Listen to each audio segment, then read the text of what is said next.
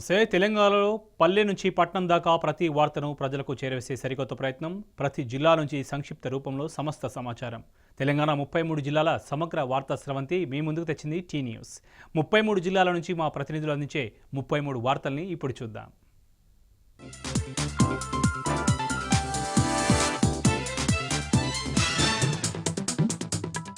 వాయువ్య బంగాళాఖాతంలో కొనసాగుతున్న తీవ్ర అల్పపీడనం ఈరోజు రాత్రి తీరం దాటే అవకాశం ఉన్నట్టు వాతావరణ కేంద్రం తెలపడం జరిగింది. వాయు దిశగా కదులుతూ అటు పూరి ఒడిశా మధ్యన తీరం దాటే అవకాశం ఉన్నట్టు వాతావరణ కేంద్రం తెలపడం జరిగింది. దీని ప్రభావంతో తెలంగాణ రాష్ట్రంలో తేలికపాటి నుంచి ఓ మోస్తరు వర్షాలతో పాటుగా పలు చోట్ల భారీ వర్షాలు కురిసే అవకాశం ఉన్నట్టు హెచ్చరికలను జారీ చేయడం జరిగింది.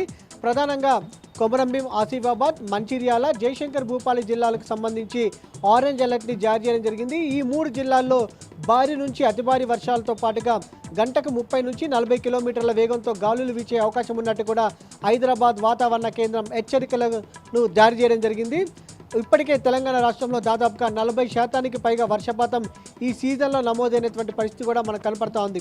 ఇప్పటికే తెలంగాణ రాష్ట్ర వ్యాప్తంగా కురిసినటువంటి వర్షాలతోటి జనజీవనం అస్తవ్యస్తంగా తయారైంది. ప్రధానంగా ఖమ్మం కావచ్చు, మహబూబాబాద్ ఇంకా కోలుకోలేనటువంటి స్థితిలో మనకు కనిపిస్తూ ఉంది.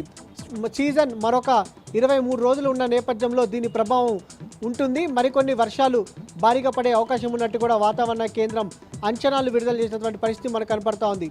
ఇవి వెదర్కి సంబంధించినటువంటి అప్డేట్స్.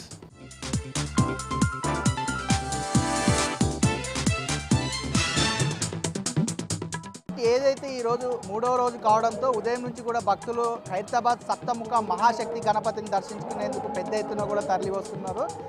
రాష్ట్రం నలువైపుల నుంచి కూడా ఈ ఖైరతాబాద్ మహాగణపతిని దర్శించుకునేందుకు కుటుంబ సభ్యులతో కలిసి ఇక్కడ వస్తున్న పరిస్థితి మనం చూస్తూ ఉన్నాం. ఏదైతే వరుసగా ఈరోజు 3వ రోజు కావడంతో కూడా ఉదయం నుంచి కూడా భక్తుల తాకిడి ఎక్కువైందని కూడా చెప్పుకోవచ్చు. ఏదైతే ఈ 3 రోజులకు సంబంధించి దాదాపు 10 లక్షలకు పైగా భక్తులు కూడా ఖైరతాబాద్ మహాగణపతిని దర్శించుకున్నారని కూడా ఉత్సవ కమిటీ సభ్యులు తెలుస్తున్న పరిస్థితి కనిపిస్తూ ఉంది. ఏదైతే మరోవైపు ఈరోజు 3వ రోజు కావడంతో కూడా ట్యాంక్ బండ్ పరిసర ప్రాంతాలన్నీ కూడా నిమజ్జన కార్యక్రమానికి అన్ని ఏర్పాట్లు పూర్తయ్యాయని చెప్పుకోవచ్చు. ఎక్కడైతే ఈరోజు 3వ రోజు కూడా ఇవాళ నుంచి 3వ రోజు, 5వ రోజు, 9వ రోజు అంటే ఏదైతే నిమజ్జనం చేయడానికి వచ్చే భక్తులకు ఎలాంటి ఇబ్బందులు లేకుండా ట్యాంక్ బండ్ పరిసర ప్రాంతాలన్నీ కూడా కట్టదిట్టమైన ఏర్పాట్లు పోలీసులు ఏర్పాటు చేశారు. దాదాపు వచ్చే భక్తులకు కూడా అంటే రూట్ డైవర్షన్ చేసేందుకు కూడా ట్రాఫిక్ అధికారులు ఇప్పటికే అన్ని ఏర్పాట్లు పూర్తి చేశారు.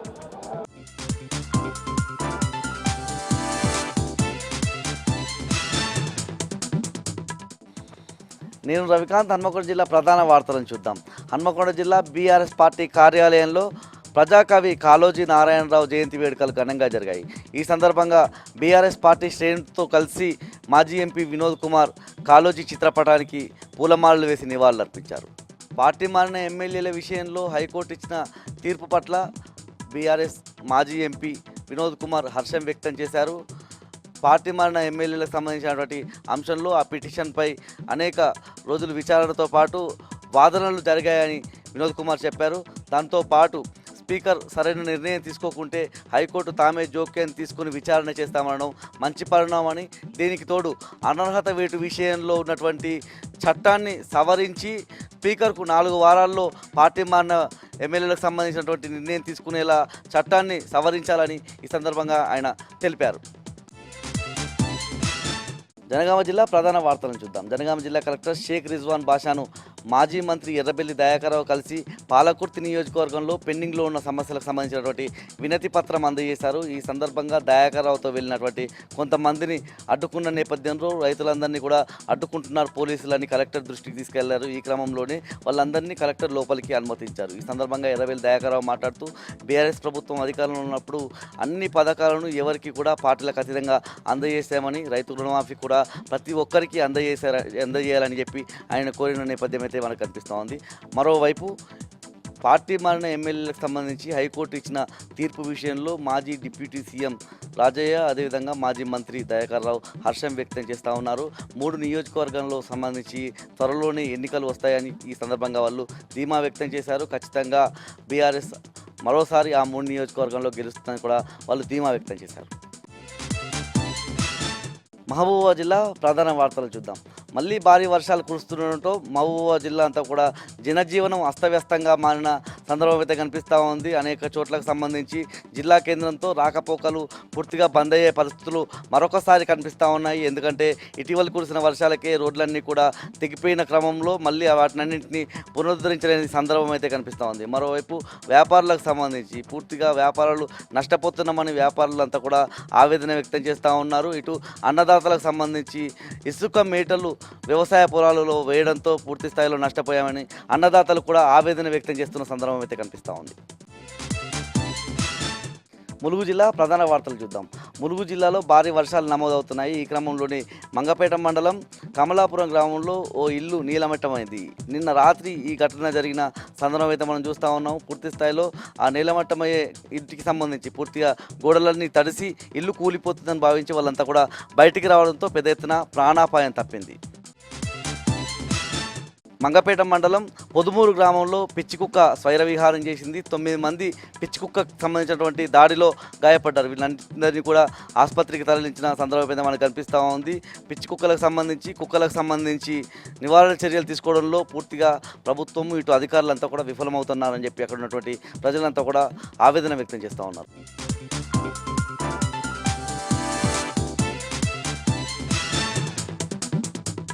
ఇక నల్గొండ వార్తల విషయానికి వస్తే నల్గొండ జిల్లాలో ఘోర రోడ్డు ప్రమాదం చోటు చేసుకుంది. ఈరోజు తెల్లవారుజామున నల్గొండ జిల్లా దామరచెల్ల మండలం బొత్తులపాలెం వద్ద ఆగినటువంటి బొలెరో వాహనాన్ని డీసీఎం ఒక్కసారిగా ఢీకొనడంతో బొలెరో వాహనంలో ప్రయాణించినటువంటి 3 వ్యక్తులు అక్కడికక్కడికే చనిపోయారు. మరొక 3కి తీవ్రంగా గాయాలయ్యాయి. వీళ్ళందరూ కూడా దేవరకొండ ప్రాంతానికి సంబంధించినటువంటి వారుగా పోలీసులు గుర్తించారు. టాటా నెట్వర్క్ సంబంధించినటువంటి కార్మికులుగా వీళ్ళందరూ కూడా పనిచేస్తూ ఉన్నారు. ఈరోజు దామరచెల్లలో కొంత పని చేసుకొని తిరుగు ప్రయాణంగా దేవరకొండ వెళ్తున్నటువంటి క్రమంలో ఒక్కసారిగా డ్రైవర్ నిద్రమత్తులో వేగంగా వాహనాన్ని నడపడంతోనే ఆగినటువంటి డీసీఎం వాహనాన్ని ఒక్కసారిగా బొలెరో వాహనం ఢీకొన్నట్టుగా కూడా అక్కడ ఉన్నటువంటి స్థానికులు చెప్తా ఉన్నారు. పోలీసులు కూడా కేసు నమోదు చేసుకొని దర్యాప్తు చేస్తూ ఉన్నారు. మరొక వార్త విషయానికి వస్తే నల్గొండ జిల్లాలో మాజీ మంత్రి సూర్యాపేట ఎమ్మెల్యే జగదీష్ రెడ్డి పర్యటించారు. నల్గొండ జిల్లా కేంద్రంలోని బీఆర్ఎస్ పార్టీ కార్యాలయంలో ఏర్పాటు చేసినటువంటి కాళోజీ నారాయణరావు జయంతి వేడుకలకు ఆయన హాజరయ్యారు.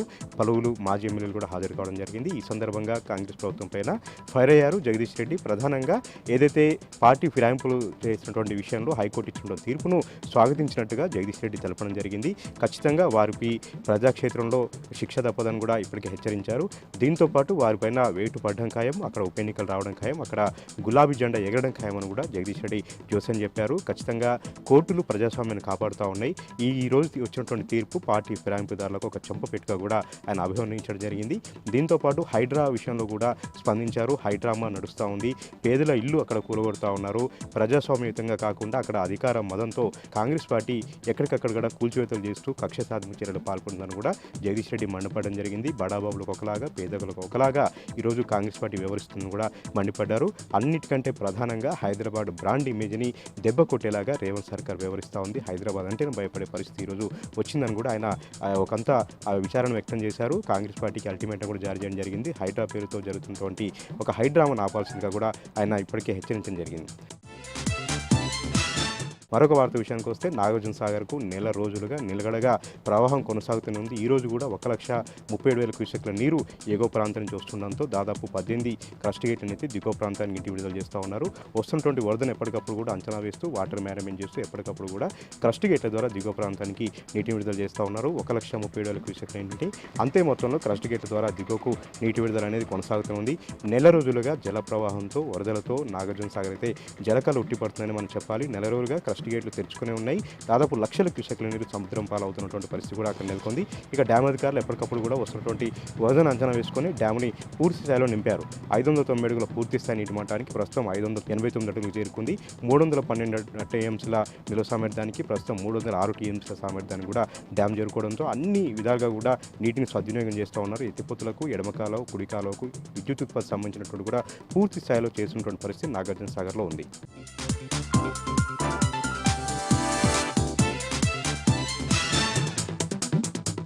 జోగులాంబ గద్వాల జిల్లా ఐజా మండల కేంద్రంలో కేజీబీవీలో విద్యార్థులు నీళ్ల సమస్యను ఎదుర్కొంటున్నారు. గత 5 రోజుల నుంచి నీళ్లు లేక ఇబ్బందులు పడుతున్నారు. స్నానాలు చేయడం, బట్టలు ఉతకడం వంటి అవసరాలకు కూడా నీళ్లు లేక విద్యార్థులు ఇబ్బంది పడుతూ ఉన్నారు. అయితే విషయం బయటికి పొక్కకుండా సిబ్బంది జాగ్రత్త పడ్డారు. బట్టలు ఉతకడం, స్నానాలు చేయడం వంటి అవసరాలకు కూడా నీళ్లు లేక విద్యార్థులు ఇబ్బంది పడుతున్నటువంటి పరిస్థితి ఉంది. అయితే తల్లిదండ్రులు కేజీబీని విజిట్ చేసినటువంటి సందర్భంలో విషయం బయటికి వచ్చింది. అయితే బోర్ మోటార్ ఖరాబ్ అయి 5 రోజులు అవుతున్నా కూడా ఎవరూ పట్టించుకోవట్లేదని విద్యార్థులు తమ ఆవేదనను వ్యక్తం చేశారు. మహబూబ్ నగర్ జిల్లా క్రిస్టియన్పల్లి ఇండ్ల కూల్చివేత బాధితుల రిలే నిరాహార దీక్ష కొనసాగుతుంది. గత 12 రోజుల నుంచి కూడా వారు ఇల్లు చోటనే నిరాహార దీక్షలు చేపట్టారు. అయితే గత 12 రోజులకు కూడా కలెక్టర్ను, ఎమ్మెల్యేను, అధికారులను కలిసినప్పటికీ కూడా ఎవరు ఎటువంటి న్యాయం చేయట్లేదని బాధితులు తమ ఆవేదనను వ్యక్తం చేశారు. అయితే సాధ్యమైనటువంటి తొందరగా తమకు అదే ప్లేస్లో ఇల్లు నిర్మించాలని బాధితులు డిమాండ్ చేస్తున్నారు. ప్రభుత్వం కట్టుబట్టలతో తమని రోడ్డు మీద నిలబెట్టిందని, నిరాశ్రయులైనటువంటి తమకు న్యాయం చేయాలని వారు డిమాండ్ చేస్తున్నారు.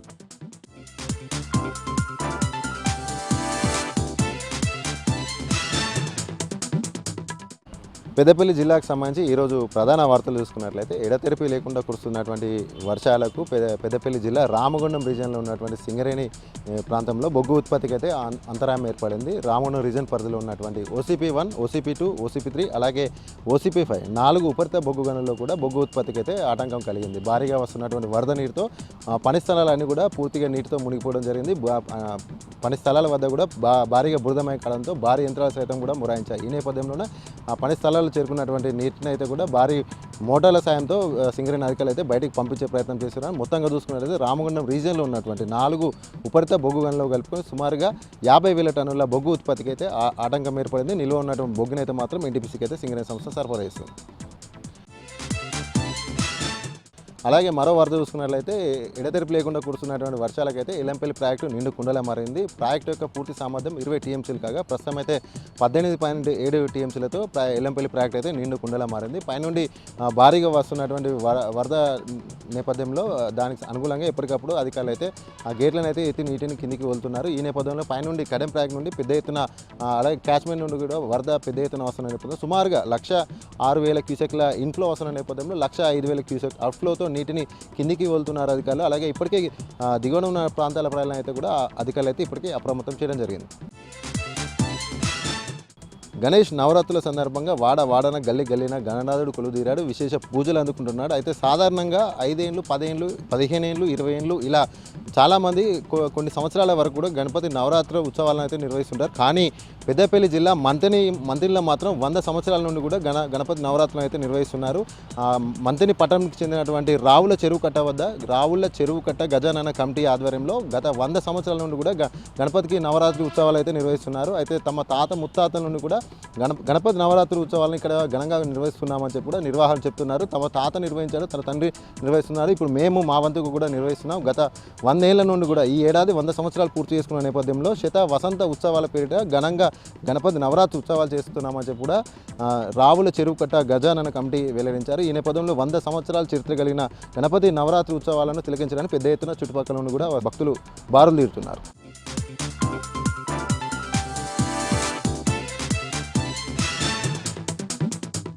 ఉమ్మడి ఖమ్మం జిల్లాకు సంబంధించినటువంటి ప్రధాన వార్తలు చూసినట్లయితే కనుక ఇవాళ ఖమ్మం నగరంలో కూడా అక్కడక్కడ కూల్చివేతలు, ఆక్రమణ తొలగింపు ప్రక్రియ మొదలైంది. ఎందుకంటే మొన్న వచ్చినటువంటి వర్షాలకు ఖమ్మం నగరంలో ఉన్నటువంటి చైతన్య నగర్, కవిరాజ్ నగర్ లాంటి ఖమ్మం మధ్యలో ఉన్నటువంటి కాలనీలు కూడా మునిగినటువంటి నేపథ్యంలో ఏదైతే లకారం కాలువ ఉందో ఆ కాలువకు సంబంధించినటువంటి ఆక్రమణను అట్లాగే ఎవరైనా కబ్జాలను తొలగించేటువంటి ప్రయత్నాన్ని మున్సిపల్ అధికారులు చేపట్టారు. ఈ నేపథ్యంలో ఖమ్మం నగరంలో ఉన్నటువంటి ఈ 2 ప్రాంతాల్లో ఉన్నటువంటి ఆక్రమణలను తొలగింపే ప్రయత్నాన్ని కొనసాగించారు. దాంతోపాటు కాలువ బూడిపోయిన చోట ఆ పూడికతీత పనులు కూడా మొదలుపెట్టారు.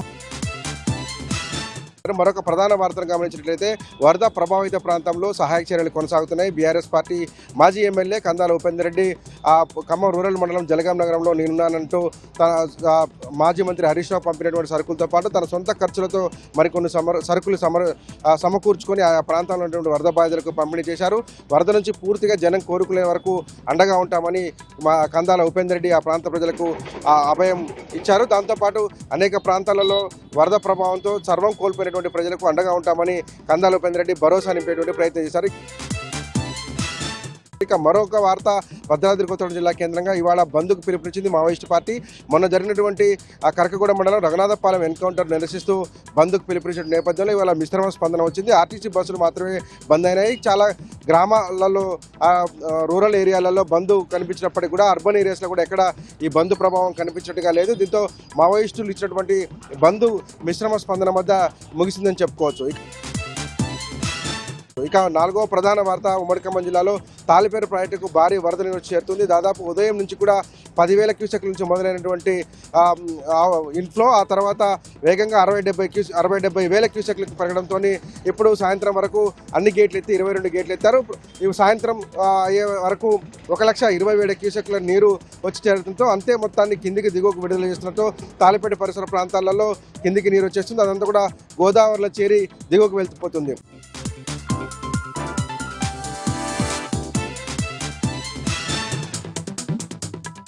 నేను శేఖరాచారి, నాగర్ కర్నూలు జిల్లా ప్రధాన వార్తలు ఈరోజు చూసినట్టయితే బిజ్నపల్లి మండలం అల్లిపూర్లో విషాదం చోటు చేసుకుంది.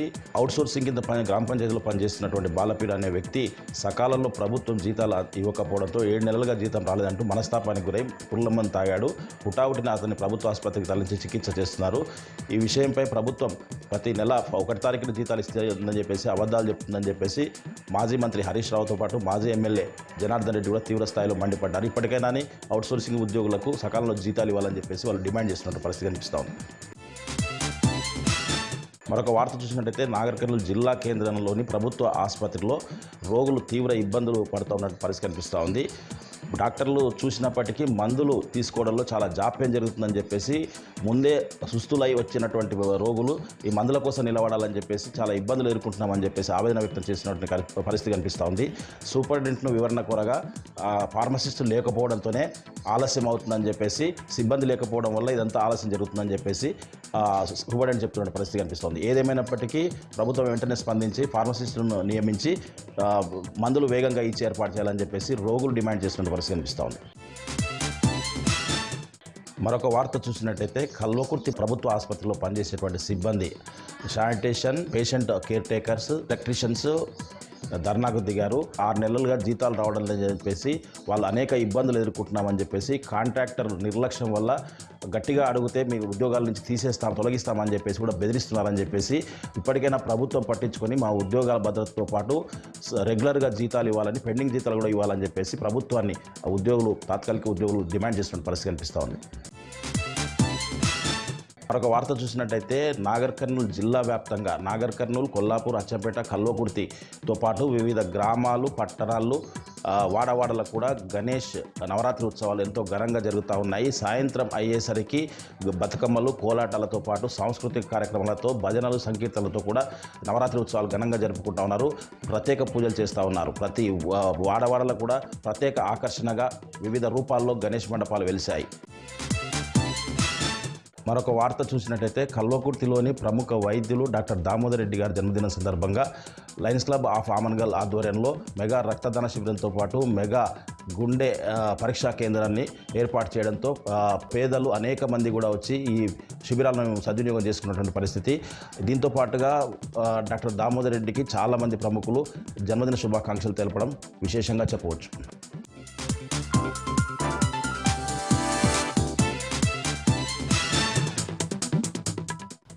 జగిత్యాల జిల్లా నుంచి జగిత్యాల జిల్లాలో ఇవాళ ప్రధానమైన వార్తలు ఒకసారి పరిశీలిస్తే జగిత్యాల జిల్లా కలెక్టర్ను కలిశారు వందలాది మంది రైతన్నలు. ఎందుకంటే ఇప్పటికే రుణమాఫీ కాక అనేక మంది రైతులు అన్ని మండలాల్లో జిల్లా వ్యాప్తంగా కూడా రోడ్డెక్కి జాతీయ రహదారిపై బైఠాయించి నిరసన వ్యక్తం చేశారు. అయితే ఇవాళ అధికారుల చుట్టూ తిరిగినా, ఇటు బ్యాంకుల చుట్టూ తిరిగినా కూడా ఫలితం లేకపోవడంతో ఇవాళ నేరుగా కొడిమియాల మండలం నమ్లికొండ గ్రామానికి చెందిన ఒకే గ్రామానికి చెందినటువంటి 200 మంది రైతులు ఇవాళ నేరుగా కలెక్టర్ను కలిసి తమ సమస్యను విన్నవించుకున్నారు. దీంతో అతి త్వరలో తాను పరిష్కరిస్తారని కలెక్టర్ చెప్పినట్టు తెలుస్తోంది. మరి ఇన్ని రోజులుగా కానటువంటి రుణమాఫీ మరి ఇప్పుడు అవుతుందా లేదా అనే సందిగ్ధంలో రైతులు అయితే ఉన్నారు. ఎందుకంటే అన్ని రకాల పత్రాలు, అన్ని రకాల దస్త్రాలు ఉన్నప్పటికీ కూడా వీరికి రుణమాఫీ కాకపోవడంపై వీరైతే ఆందోళన వ్యక్తం చేస్తున్నారు.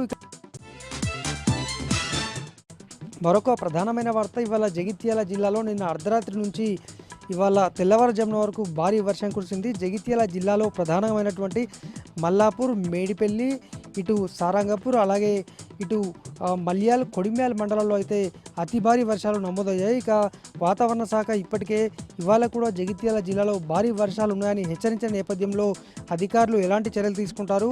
ప్రధాన పట్టణాల్లో జగిత్యాల ఉన్నటువంటి 5 ప్రధాన పట్టణాల్లో నాలాల విషయం కావచ్చు, అలాగే మురికి కాలువలు చిన్న వర్షానికే పొంగి పొలుతున్న నేపథ్యంలో మరి ఎటువంటి జాగ్రత్తలు తీసుకుంటారో చూడాల్సి ఉంది. ఇక మరొక అంశం, ఇవాళ ప్రతి సోమవారం నిర్వహించేటువంటి ప్రజావాణి కార్యక్రమంలో భాగంగా ఇవాళ కూడా కొనసాగింది. ఇందులో జగిత్యాల పట్టణానికి చెందినటువంటి ఒక మహిళ ఇందిరమ్మ ఇల్లు మంజూరు చేయాలి, తనకు అన్ని అర్హతలు ఉన్నాయంటూ కలెక్టర్ను కలిసి వినతి పత్రం ఇచ్చేందుకు రాగా ఆమె సెల్ ఫోన్తో పాటు పర్సును కూడా దుండగులు అపహరించారు. దీంతో కలెక్టరేట్లో ఒక్కసారిగా కలకలం రేపింది. ఎందుకంటే బాధిత నిరుపేద మహిళ ఎవరైతే ఉన్నారో ఆమె చేతిలో చిల్లి గవ్వ లేకుండా ఫిర్యాదు ఇచ్చేందుకు రావడము, ఉన్నటువంటి డబ్బులు చోరికి గురి కావడంతో ఆమె కాస్త ఆవేదన వ్యక్తం చేయగా సిబ్బంది అలర్ట్ అయ్యి పూర్తి స్థాయిలో దీనిపైన అయితే ఒక గందరగోళ ఆందోళన అయితే సిబ్బంది నుంచి వ్యక్తమైంది. మరి మున్ముందు ఇటువంటి ఘటనలు జరగకుండా ఎటువంటి చర్యలు తీసుకుంటారో చూడాలి.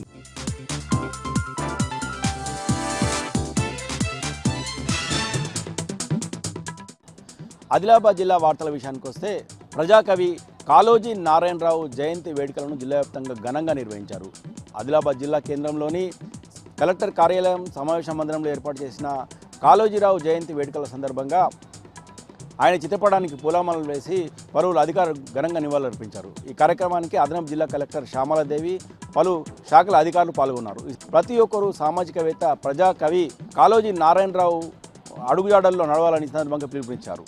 ఆదిలాబాద్ పట్టణంలోని గణేష్ మండపాల నిర్వాహకులతోని జిల్లా ఎస్పీ గౌస్ ఆలం శాంతి కమిటీ సమావేశం నిర్వహించారు.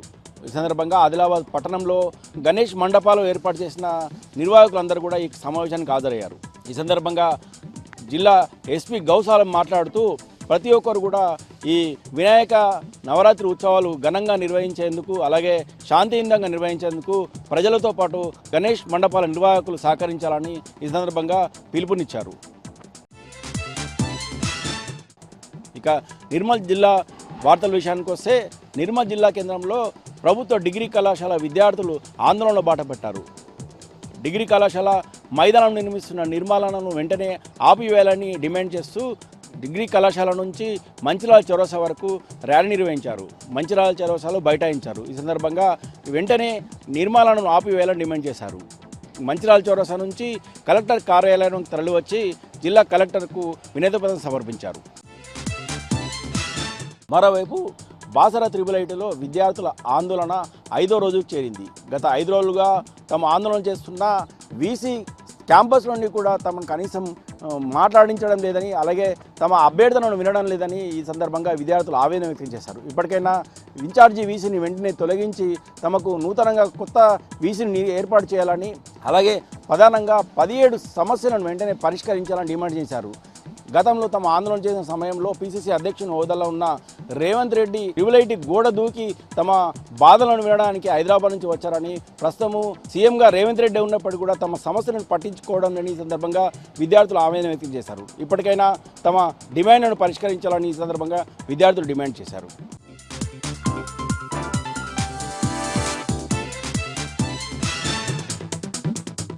నందిపేట మండల కేంద్రంలో పిచ్చి కుక్కలు సైర విహారం చేస్తున్నాయి. 10 మందికి పైగా గాయపరిచాయి. గాయపడ్డ వారిని ప్రభుత్వ ఆసుపత్రికి తరలించి ట్రీట్మెంట్ చేయించారు స్థానికులు. గత కొద్ది రోజుల నుంచి పిచ్చి కుక్కల బారి నుండి తమను కాపాడాలని విజ్ఞప్తి చేసిన అధికారులు పట్టించుకోవడం లేదంటూ ఆందోళన వ్యక్తం చేస్తున్న స్థానికులు. ఇప్పటికైనా ప్రభుత్వం స్పందించి పిచ్చి కుక్కల బారి నుండి తమను కాపాడాలని ప్రభుత్వాన్ని విజ్ఞప్తి చేస్తున్నారు గాయపడ్డవారు.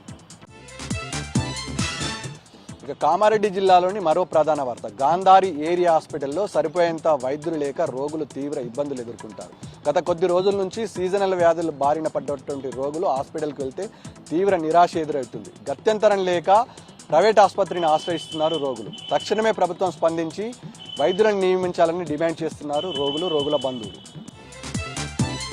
కామారెడ్డి జిల్లాలోని మరో ప్రధాన వార్త, బీబీపేట మండలం మహాత్మా జ్యోతిరావు పులే సాంఘిక సంక్షేమ పాఠశాల విద్యార్థులు ఆందోళన బాట పట్టారు. తమ సమస్యలను పరిష్కరించాలని డిమాండ్ చేస్తూ తల్లిదండ్రులతో కలిసి రాస్తారోకో నిర్వహించారు. పాఠశాల హాస్టల్ ఒకే చోట ఉండటంతో తీవ్ర ఇబ్బందులు ఎదుర్కొంటున్నామని, ప్రభుత్వం తక్షణమే స్పందించి వేరువేరుగా ఏర్పాటు చేయాలని డిమాండ్ చేస్తున్నారు విద్యార్థులు.